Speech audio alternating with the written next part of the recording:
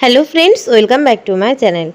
আজকের ভিডিওতে আমি আপনাদের সঙ্গে শেয়ার করব আমাদের যে ইসিসি ডে রয়েছে, অর্থাৎ জুলাই মাসের ইসিসি ডের থিম নিয়ে। তো এই দিন আপনারা কিভাবে সেন্টার পরিচালনা করবেন এবং কিভাবে মাদার্স মিটিংয়ের খাতা লিখবেন এবং প্রশ্নটা আকারে আপনারা কি দেবেন থিম হিসেবে এবং ডেট কি রয়েছে, সব ডিটেলসটাই শেয়ার করছি। তো ভিডিওটি প্রথম থেকে শেষ পর্যন্ত দেখতে থাকুন। আশা করছি আপনাদের কাছে খুব সহজ হয়ে যাবে যে আপনারা তৃতীয় সোমবার, অর্থাৎ আমাদের যে ইসিসি ডে পালন হয় আমাদের প্রতি মাসে তৃতীয় সোমবার, তো সেই দিনে আপনারা কিভাবে খাতা লিখবেন এবং কিভাবে আপনারা মিটিংটি করবেন।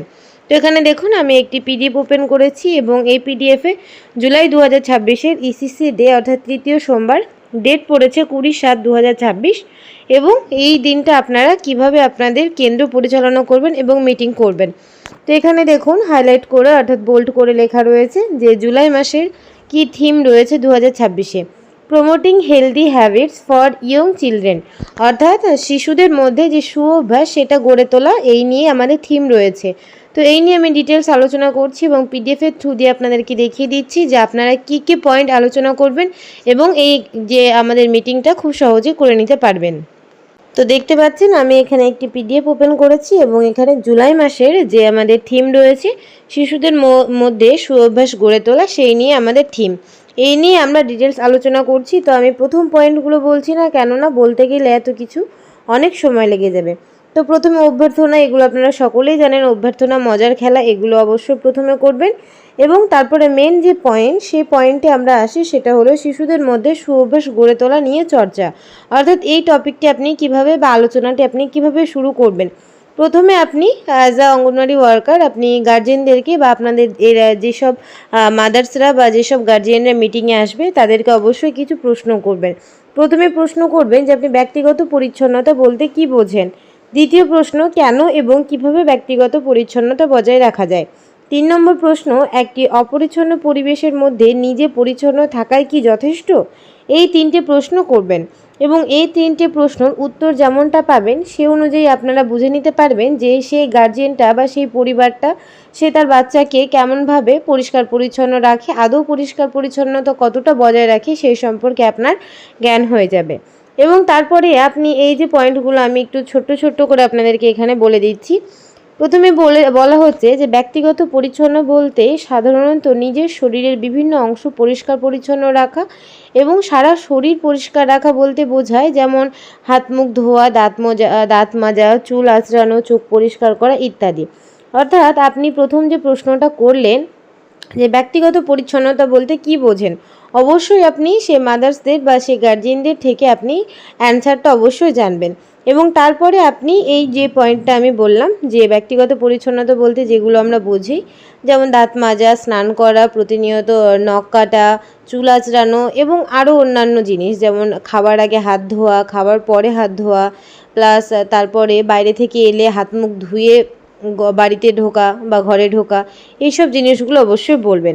এবং তারপরে বলা রয়েছে যে দৈনন্দিন কাজের মধ্যে একটি গুরুত্বপূর্ণ কাজ হলো শিশুর বা অভিভাবকদের মধ্যে পরিচ্ছন্নতা বজায় রাখা। অর্থাৎ এইভাবে যে একটি শিশু যদি পরিষ্কার পরিচ্ছন্ন না থাকে বা একজন মা যদি সেই দিক থেকে সতর্ক না হন, তাহলে কিন্তু একটা শিশু বিভিন্ন রোগে আক্রান্ত হবেন।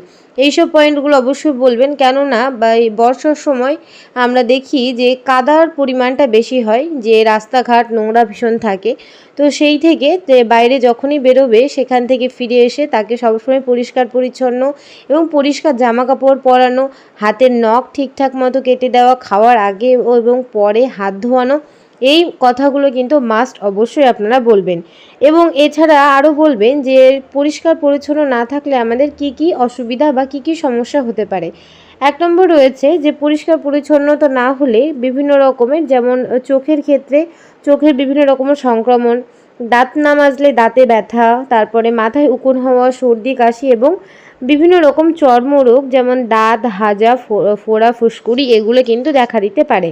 আর পরিষ্কার পরিচ্ছন্নতা যদি থাকা যায় তাহলে এই যে রোগ জীবাণুগুলো, এই রোগ থেকে অনেকটাই মুক্তি পাওয়া যায়।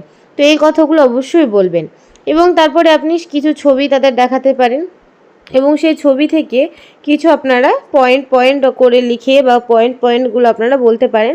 এই যে এখানে দেখুন, এখানে একটা জীবাণুর ছবি দেওয়া রয়েছে বা এখানে ভাইরাস বলতে পারেন। তো এই ভাইরাস থেকে কি হতে পারে, তো সেটা এখানে বলা রয়েছে যে অপরিষ্কার কাপড় পরা এবং অপরিষ্কার খেলনা নিয়ে খেলা। তো এটা মানে এক কথায় যে এই যে পয়েন্টগুলো বলা রয়েছে যে কি থেকে কীরকম রোগ হতে পারে বা কিভাবে আমাদের শরীরে জীবাণু প্রবেশ করতে পারে। তারপরে বলা রয়েছে খাবার দাবার খোলা রাখা, মাছি বসছে এমন খাবার খাওয়া, এটা থেকেও বিভিন্ন রকমের রোগ সংক্রমণ হয়।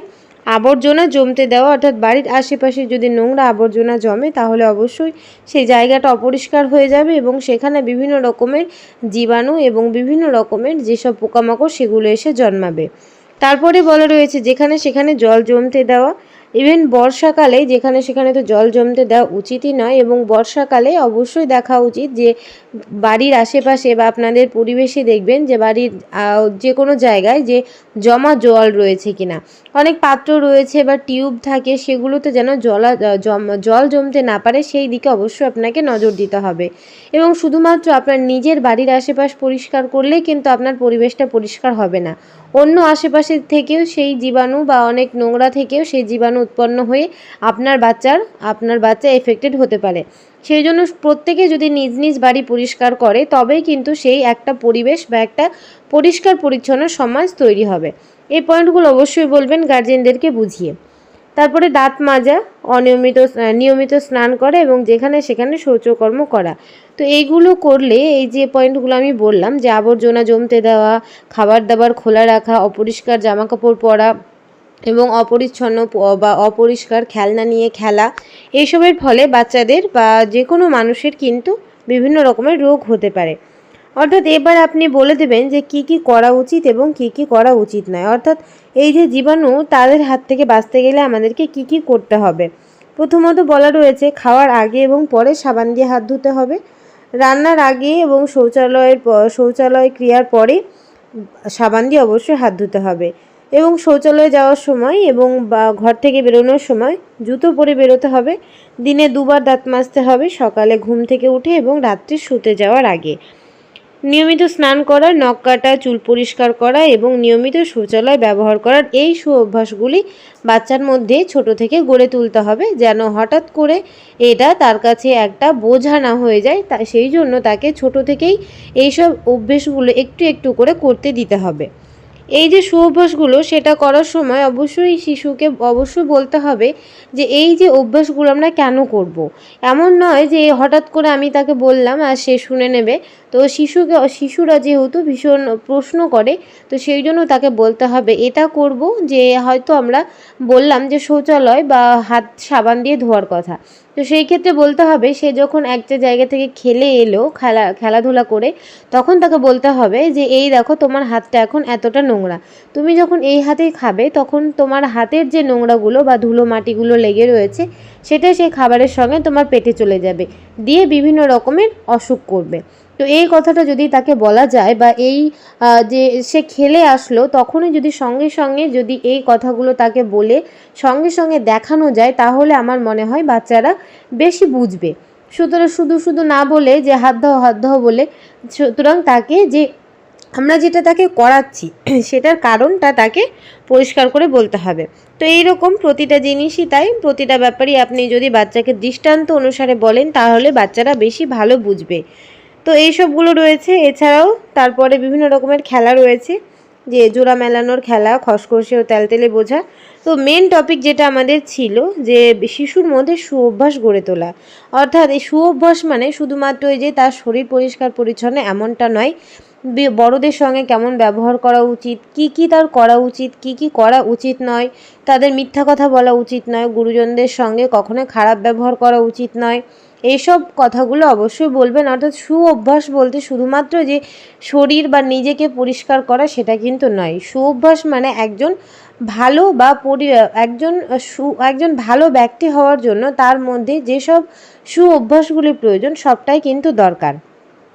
তো ভিডিওটি আমি এখানেই আপনাদের সঙ্গে শেষ করছি। আর আপনারা অবশ্যই প্রশ্নটা আকারে যে আপনাদের ইভেন্ট অপশান রয়েছে, ইভেন্টে গিয়ে 3rd স্যাটারডে আপনার ইভেন্টে গিয়ে 20 তারিখের ডেটটা সিলেক্ট করবেন এবং সিলেক্ট করার পর যে অপশানগুলো আসবে যে আমাদের ইভেন্টে getting ready for pre school, এই অপশানটি আপনারা সিলেক্ট করবেন এবং থিম হিসেবে আপনারা সাবমিট করে দেবেন সিবিইতে গিয়ে।